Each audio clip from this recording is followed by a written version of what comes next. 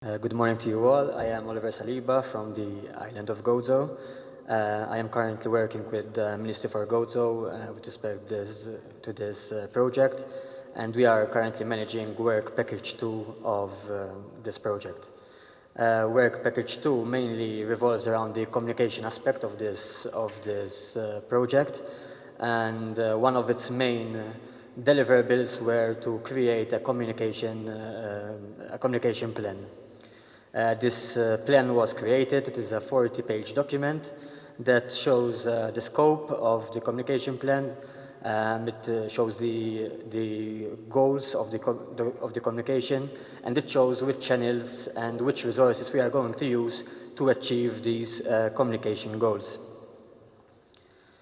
The communication plan is based on the GOREL model, which was developed in the 80s. The GOREL model bases its principles around the fact that you take into consideration the interests of all stakeholders. So not just of the people who are managing the project, but all stakeholders who should be involved. It is based on 10 phases, as you can see. The envisioning, when you determine the mission and the vision and the strategy of the project, it is very important that you listen to the active stakeholders and you try to involve potential stakeholders as well. The GOREL model is based on all stakeholders. You have to, when you devise a plan on the GOREL model, you have to take into consideration all variables that surround the project. And obviously you have to then create key messages so you can target your audience, and then you test the messages and see if it works. These messages, then you have to decide which channels, to which channels you are going to deliver these messages. So how is success determined in communications? You have to see how many people were reached, what if you reached the target audience, were the stakeholders attracted, more stakeholders attracted to the project. So this is how we will determine at the end of the project, or throughout the project, we will determine whether our communication plan is working. Obviously, if there are things that are not working, we will revise them and devise something better. So the communication strategy, the main objectives, the external objectives of our communication strategy is to increase awareness and knowledge about this project, about pocket beaches, to convince people that there is the need, convince the general public that there is the need to monitor pocket-shaped beaches. Also, we need to educate the public what methodologies we are using to monitor these beaches. And also we have to convince professionals on the importance of creating a manual for the monitoring and protection of these beaches. So we will also be targeting people with a scientific background. Finally, we want to involve local institutions and tourist businesses in the development of a coastal management model. Obviously, when we were doing the plan, as the GOREL model states, we have to look at all the variables around the project. So we did a SWOT analysis. We want to improve on our strengths, take on the opportunities that are available, but also we try to eliminate the threats, and maybe the weaknesses, we go around the weaknesses. For example, one of the weaknesses that we identified is the language barrier. So all posts that we will be posting on social media, for example, will be in both Italian and in English. These are the target groups that were determined. The groups at the top were determined at application stage, and then we determined other target groups, for example, NGOs, higher education and research groups, secretarial agencies. We determined these during when we were planning our communication plan. So how we will reach our target groups? These are the ways we will be reaching our target groups: newsletters, as Licia talked to you already about the webpage, social media, obviously, printed media, the seminars, and focus groups. The last two are very important so that all stakeholders are involved in this project. So with respect to newsletters, online newsletters, these are very important. This is a very effective way to reach your audience. It is very economical as well, and it is customizable.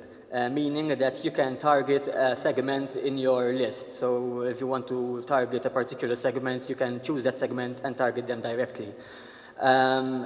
It is also measurable. You can check how many people opened the newsletter, how many people clicked on the newsletter as well. We will be sending about more than 3 newsletters throughout the project, but the problem is that at the moment we don't have a list, but we will be creating the list by embedding a form in our website and inviting people to subscribe to our newsletter. So that is the way we will be creating a mailing list. Obviously, social media is very, very important nowadays. For example, in Malta, more than 88% of people, as you can see there, more than 88% of people are active social media users. Obviously, Facebook is the most used, but then there is Instagram and Twitter as well. There's a high percentage of Facebook users, and Instagram and Twitter in Malta is not that popular. In Italy, it's the same. There's a high percentage of people who are active social media users and internet users. As you can see, there are 31 million who use Facebook, 19 million people use Instagram, and 2 million people use Twitter. So we decided to open 3 social media accounts, obviously on Facebook, Twitter, and Instagram. So these are our pages. So if you go to your Facebook profiles and search My Beach, you will see our page. So I invite you to like our page and maybe share it with your friends. The Instagram page and the Twitter page is also linked to Facebook, so when you go to our page, you will see the other 2 pages as well. So you can like them as well and follow the project through the social media pages. We have set these targets. So every month we want to post at least 10 posts on each channel. That is the engagement rate that we are trying to achieve, 500 user lifetime engagement. Then there's 200 user lifetime engagement rate on Instagram per month.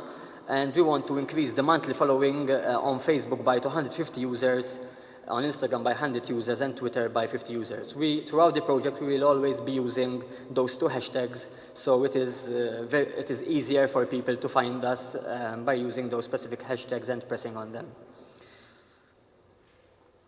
We will also be doing paid advertising campaigns for at least 4 advertising campaigns on Facebook and 2 campaigns on Google.